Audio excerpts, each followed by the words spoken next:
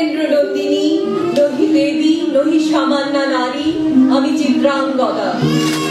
নৃত্যনাট্যের জন্ম 1919 সালে রবীন্দ্রনাথের পূর্বাঞ্চল ভ্রমণ দিয়ে।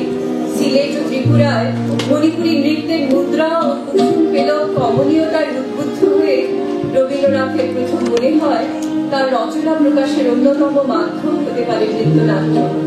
এখানে বোধহয় বলা প্রাসঙ্গিক হবে এই নৃত্যনাট্যের পসরা নিয়ে 1927 সালে রবীন্দ্রনাথ বম্বে শহরে এসেছিলেন প্রথম চিত্রাঙ্গদা নৃত্যনাট্যের ডালি সাজিয়ে।